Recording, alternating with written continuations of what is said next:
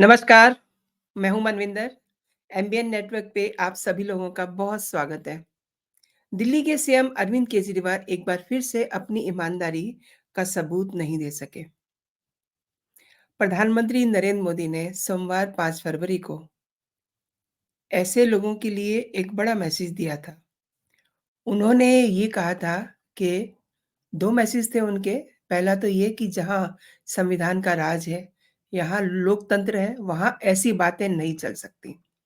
जांच एजेंसियों को अपना काम करना है।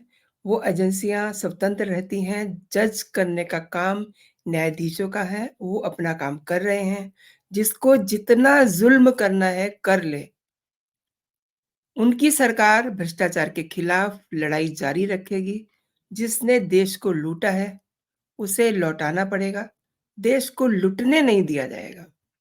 दूसरा एक बड़ा मैसेज था उनका, इस पूरे भाषण में जो मैंने अलग से निकाला है, अरविंद केजरीवाल और हेमंत सोरेन, लालू एंड कंपनी जैसे लोगों के लिए। सभी राजनीतिक दलों को ये सोचने की ज़रूरत है कि आज देश का दुर्भाग्य है, पहले क्लास में कोई चोरी करता था, तो 10 दिन तक वो किसी को अपना मुँह नहीं दिखाता था, यानी कि उसे शर्म आती थी। आज जिस पर भ्रष्टाचार सिद्ध हो जाता है, चोरी में जेल हो आता है, ऐसे लोगों का महिमा मंडन किया जाता है। ऐसी कौन-सी मजबूरी है? तो ये जो 2 सवाल थे प्रधानमंत्री नरेंद्र मोदी के, इस पर शायद शायद ही कभी दिल्ली के मुख्यमंत्री अरविंद केजरीवाल ने विचार किया हो। हालाँकि वो अपने आप को कट्टर ईमानदार कहते हैं। अगर आप कट्टर ईमानदार हैं, तो फिर आपने वो सबूत आपको 5 तारीख को क्राइम ब्रांच के सामने रखने थे, जिनमें आपने ये कहा था, केजरीवाल जी, कि उनके पास सबूत हैं। बीजेपी ने उनके 7 एमएलएज़ को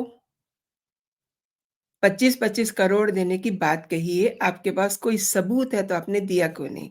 और आपने जवाब तक नहीं दिया क्राइम टीम को। एनी हाउ आप तो ईडी से भी भागे-भागे फिर रहे हैं।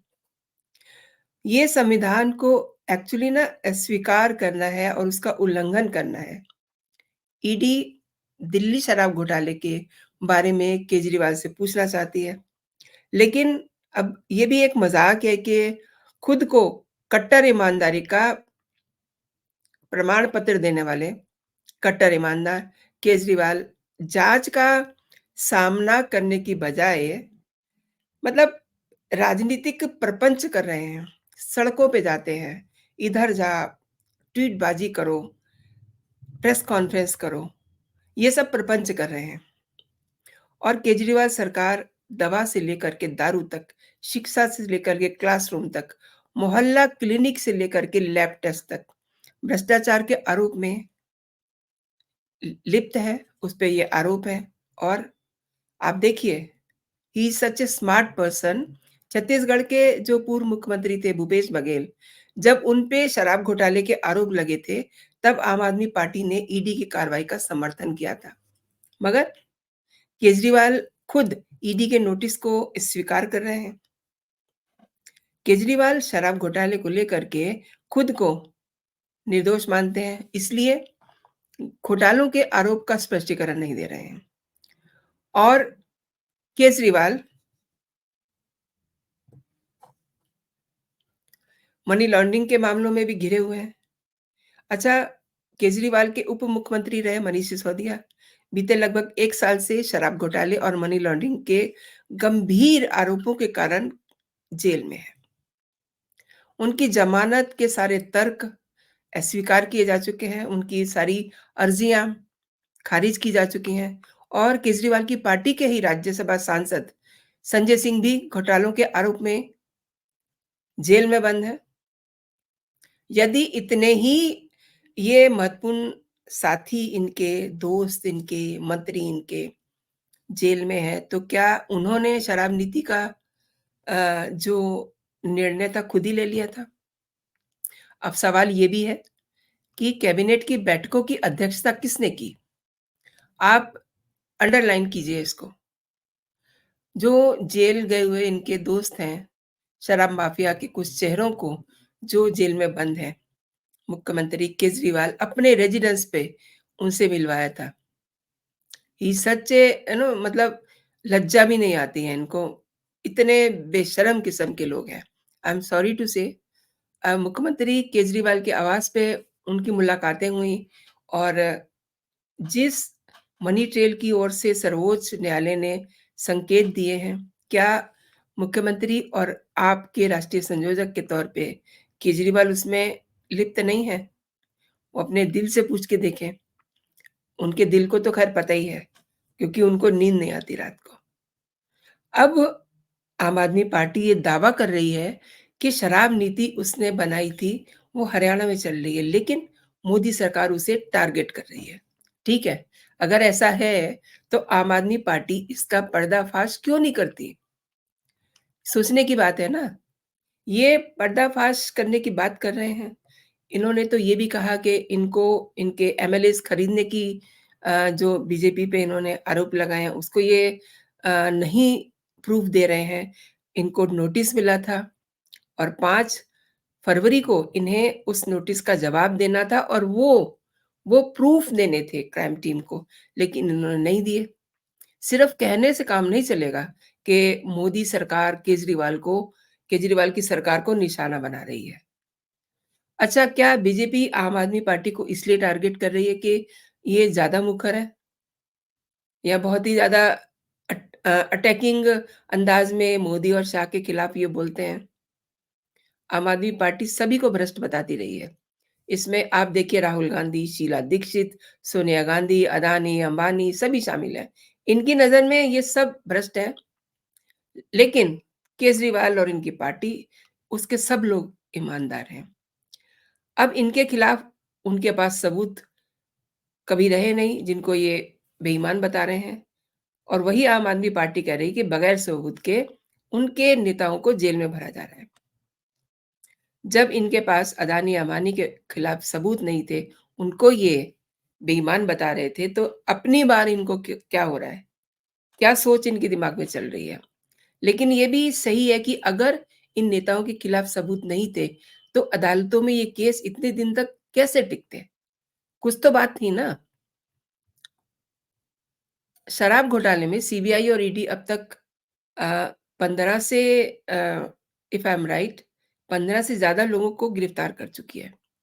इसमें संजय सिंह, मनीष सिसोदिया, विजय नायर, समीर महेंद्रू, अरुण रामचंद्रन, राजेश जोशी, गौरतला बोबीच बाबू, अमित अरोड़ा, फ्रांसीसी शराब कंपनी के महाप्रबंधक बेनाय बाबू, पी सार्थचंद्र रेड्डी, अरबिंदो फार्मा के निदेशक और प्रमोटर अमनदीप धाल और व्यवसायी अभिषेक बोयनपल्ली शामिल हैं। इस मामले में एजेंसियां 80 से ज़्यादा लोगों से पूछताछ कर चुकी हैं और इसमें दिल्ली के मुख्यमंत्री अरविंद केजरीवाल और भारत राष्ट्र समिति यानी कि बीआरएस के नेता कविता भी शामिल है।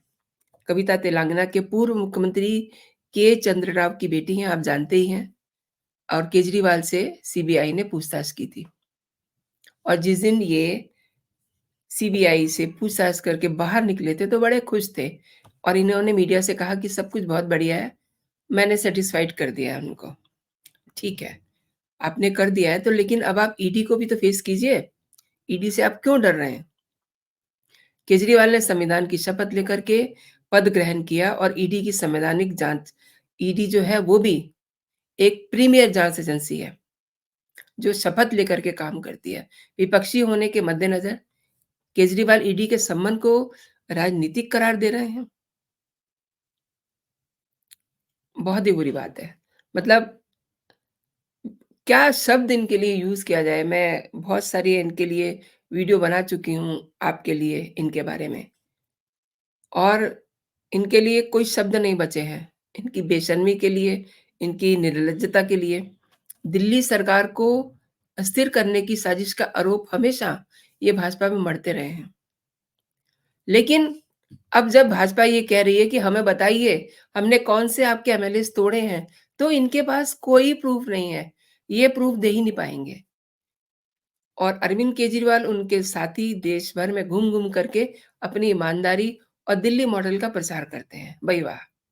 केजरीवाल स्वयं और अपने साथियों को कट्टर ईमानदारी का प्रमाण पत्र बाँटते रहते हैं और देश के प्रधानमंत्री से लेकर के दूसरी जो राजनीतिक पार्टियाँ हैं और संस्थाओं पर वो दिन दहाड़े आरोप लगाते रहते हैं। जो आरोप बिल्कुल निराधार साबित होते हैं और कई मामलों में तो इन्होंने माफ़ी भी माँगी है। इतने निर्लज्ज हैं। बावजूद इसके केजरीवाल और उनके जो साथी हैं, निर्लज्जता की चादर ओढ़ करके अपने कुकृत्यों में बिज़ी हैं, लिप्त हैं और खुद ही कहते रहते हैं कि हम बिल्कुल ईमानदार हैं। लेकिन अब धीरे-धीरे इनके सारे कुकर्म जो है ना, खुल के सामने आ रहे हैं। अब आप देखिए, ये जो अरविंद केजरीवाल के साथ दिल्ली की सरकार की जो मंत्री हैं आतिशी, इन्होंने जो आरोप लगाया कि 25 करोड़ का लालच देकर के बीजेपी उनकी सरकार गिराना चाहती है और 7 लोगों को अपने साथ शामिल करना चाहती है। इस पे अरविंद केजरीवाल क्या कह रहे हैं? मुझे भी बीजेपी बुला रही है। अरे तुम्हारा क्या करना है? तुम्हारे जैसे व्यक्ति का बीजेपी को क्या ज़रूरत है? क्यों बुलाएगी वो? और जो सबूत माँगने की बात हो रही है, सबूत दे नहीं रहे हैं। आप जानते ही हैं कि 3 दिन से इतना हंगामा चल रहा है और 2 तारीख को इनके रेजिडेंस पे इनको नोटिस दिए गए थे। नोटिस में ये कहा गया था कि 5 तारीख तक ये वो सब सबूत दिखाएँ, जो ये शो करते हों, ये साबित करते हों कि 7 एमएलएज़ आप पार्टी के, जिन्हें बीजेपी तोड़ना चाहती है।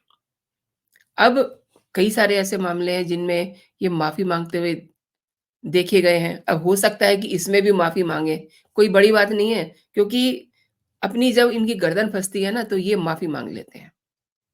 ईडी के सम्मन को लगातार ये इग्नोर कर रहे हैं और खुद को निर्दोष साबित कर रहे हैं, लेकिन ऐसे चलने वाला नहीं है। उन पर प्रश्नों के आरोप लटके रहेंगे, ईडी इनको छोड़ेगी नहीं। आप जानते ही हैं कि हेमंत सोरेन का क्या हाल हुआ है। हेमंत सोरेन उनके जो परिजन हैं चंपई सोरेन, उन्होंने आज फ्लोर टेस्ट में सफलता हासिल कर ली है। लेकिन कितने दिन तक उनका और उनके विधायकों का साथ बना रहेगा, ये तो ईश्वर ही जानते हैं। क्यों? क्योंकि उनके घर में ही काफ़ी रायता फैला हुआ है। उनकी भाभी, उनकी पत्नी जो कल्पना सोरेन हैं, उनको बहुत सारे लोग देखना नहीं चाहते। उनकी भाभी चाहती हैं कि वो सीएम बनें। तमाम सारी ऐसी बातें हैं। इसके बावजूद जो दूसरा मसला है, सोरेन भी केजरीवाल की तर्ज पे हर ईडी के सम्मन को इग्नोर कर रहे थे। आखिर में क्या हुआ? आखिर में end of the day Kejriwal का भी वो ही सीन होने वाला है। इनके सामने की बात है, इन्होंने देखा है किस तरीके से सोरेन को हेमंत सोरेन को पहले रांची में फ़ॉलो किएगा, वहाँ वो नहीं मिले तो दिल्ली में ईडी की टीम आती है, वहाँ से वो फरार हो जाते हैं 41 आवर्स के लिए। और उस दौरान उन्होंने अपना काफ़ी होमवर्क कर लिया, अपनी सरकार को स्टैंड करने के लिए। हालाँकि जिस जिस तरीके से वो चाह रहे थे, वैसा कुछ भी नहीं हुआ, लेकिन मतलब 41 आवर्स के लिए वो मुख्यमंत्री एक स्टेट का लापता हो जाए, तो बहुत बहुत बड़ी बात होती है। और ये बस यहीं पर हुआ है समझ लीजिए भारत में। और ईडी ने अब केजरीवाल के मामले में कोर्ट के ज़रिए इन पे शिकंजा कसने की शुरुआत कर दी है और जाँच एजेंसी को मनी लॉन्ड्रिंग कानून की धारा 45 के तहत केजरीवाल के लिए गैर ज़मानती वारंट जारी करने का अधिकार है। फाइनली यही रास्ता अपनाया जाएगा, सम्मान की अवहेलना करने पर गिरफ्तारी का प्रावधान है। और एक बात और है, क्या केजरीवाल जेल जाने के संकट को महसूस कर रहे हैं? इसलिए सम्मान को वो इग्नोर कर रहे हैं, ईडी के सामने नहीं जा रहे हैं। चूँकि केजरीवाल बार-बार अ, ईडी के सम्मान को ठुकरा रहे हैं, लिहाज़ा what I think and you people also know कि आखिरी आखिरी जो इनकी मंज़िल है ना, वो जेल ही है। इनका आखिरी ठिकाना वही होगा। इनका ठिकाना जल्दी ही बदलने वाला है और 4 जनवरी को अरविंद केजरीवाल ने ईडी के सम्मान के पीछे भाजपा के षड्यंत्र का खुलासा करते हुए कहा कि मेरी बड़ी संपत्ति और ताकत मेरी ईमानदारी है। देखिए इनके डायलॉग देखिए, इनके डायलॉग, इनकी स्क्रिप्ट मैंने एक पिछली वीडियो में ज़िक्र किया था कि इनकी एक पूरी टीम है, इनके डायलॉग और इनकी स्क्रिप्ट लिखने वाले। और इन्होंने इस तरीके से ये भाषण देते हैं और इन्होंने ये भी कहा कि बीजेपी झूठे आरोप लगा कर के फर्जी सम्मान भेज के उसकी सरकार को मतलब अरविंद केजरीवाल की सरकार को वो डैमेज करना चाहते हैं। और खुद 16 अप्रैल को 16 अप्रैल 2023 को एक प्रेस कॉन्फ्रेंस में अरविंद केजरीवाल ने ये कहा था कि मोदी जी अगर मैं बेईमान हूँ, तो दुनिया में कोई भी ईमानदार नहीं है। एंड ये डायलॉग आप कई बार सुन चुके होंगे, कई बार मैंने आपको बताया होगा, मैंने भी कई बार सुना है। And end of this video मेरे पास एक इनका ट्वीट सँभाल के रखा हुआ है। मतलब वो कभी डिलीट नहीं हुआ है, आई डोंट नो व्हाई, शायद से आपको दिखाने के लिए। आप इसको देखिए, ये इनका ट्वीट 24 नवंबर 2012 का है। मैं इससे पहले भी आप लोगों को दिखा चुकी हूँ, इसलिए दिखाती रहती हूँ कि केजरीवाल की बेशर्मी का आपको आइडिया लग जाए। कि ये मतलब बड़े सच्चे भारतीय हैं, इनको बहुत शर्म आती है, जब कोई करप्ट नेता ईडी और सीबीआई के सामने ना जाने के लिए बहाने बनाता है। एंड अब आप ही बताइए कि ये क्या कर रहे हैं? और ये ट्वीट मेरे पास बड़ा सँभाल के रखा हुआ है मेरे सिस्टम में, तो इसलिए मैं आपसे कह रही हूँ कि ये हमेशा, हमेशा जो है ये इस तरीके के बहाने करते हैं, दूसरों को बताते हैं बेईमान और खुद जो है, खुद हैं ये बहुत ईमानदार। और इसीलिए मैंने आपको इनका ट्वीट दिखाया कि आपको याद आ जाए कि ये क्या चीज़ है। खुद को ईमानदार बताते हैं, खुद को इन्हें बड़ी शर्म आती है जब कोई ईडी के या किसी भी जाँच एजेंसी का सम्मन या नोटिस को फ़ॉलो ना करे, उसके अकॉर्डिंग उनके सामने पेश ना हो। लेकिन इनको तो 5 फरवरी को पेश होना था, लेकिन इन्होंने वो मौका गँवा दिया अपनी ईमानदारी सिद्ध करने का। चूँकि ये ईमानदार तो हैं ही नहीं, ये हैं पैंतरेबाज़, ये हैं कानूनी चालबाज़ियों में फँसे हुए व्यक्ति, ऐसी ही इनकी राजनीति है। दरअसल आप देखिए मतलब एक सबसे बड़ा एग्ज़ाम्पल है ना हेमंत सोरेन का। उन्होंने बहुत कानून को गच्चा देने की कोशिश की एंड एक चीज़ और बताना चाहूँगी मैं, 5 तारीख को जब उनके अ, चंपई सोरेन जिस समय फ्लोर टेस्ट के लिए विधानसभा में सबको अपनी बात कहने का मौका दिया जा रहा था, तो हेमंत सोरेन ने क्या कहा? उन्होंने कहा कि मुझे कोर्ट ने ये कहा है कि आपको मीडिया के साथ बात नहीं करनी है, आपको सदन में भी कुछ नहीं कहना। लेकिन उसके बावजूद उन्होंने 19 मिनट का भाषण दिया, जिसमें उन्होंने अपने आप को मतलब विक्टिम कार्ड खेल रहे थे वो, अपने आप को आदिवासी बता रहे थे, भोला-भाला बता रहे थे अ, और ना जाने क्या-क्या वो मतलब नाटक भरी लच्छेदार बातें कर रहे थे। और ये कई बार मैं ये सोचती हूँ कि हेमंत सोरेन और केजरीवाल ये कहीं मतलब बहुत पहले से इनका कोई रिश्ता तो नहीं है? ये दोनों आपस में इनका मतलब भाई-भाई तो नहीं है ये? क्योंकि इनकी आदतें बहुत मिल रही हैं। केजरीवाल को बार-बार ईडी सम्मन दे रही है, प्लस क्राइम टीम ने भी इनको एक नोटिस दिया है।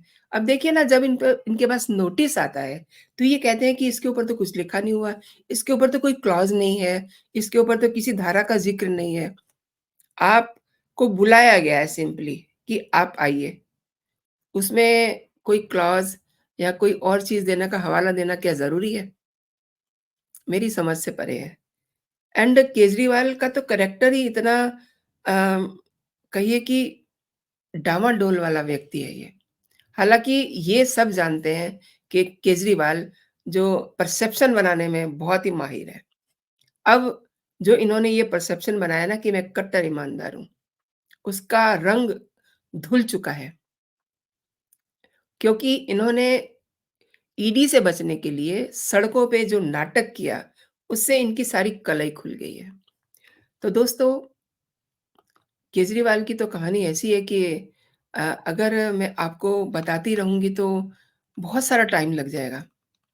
तो आपने मेरे साथ ये पूरा वीडियो देखा, आपका बहुत-बहुत धन्यवाद। एक बात कहना चाहूँगी कि ये वीडियो अगर आपको पसंद आया है तो आप इसे लाइक ज़रूर कीजिए, अपने दोस्तों में भी इसे शेयर कीजिए और अगर अभी तक आपने मेरा चैनल सब्सक्राइब नहीं किया है तो मेरे चैनल को सब्सक्राइब भी कर लीजिए ताकि जो भी मेरे लेटेस्ट कंटेंट हो आप तक सबसे पहले पहुँचे। तो आज के लिए इतना ही दोस्तों, आप अपना और अपनों का ख़्याल रखिए, खुश रहिए, स्वस्थ रहिए। जय हिंद, जय भारत।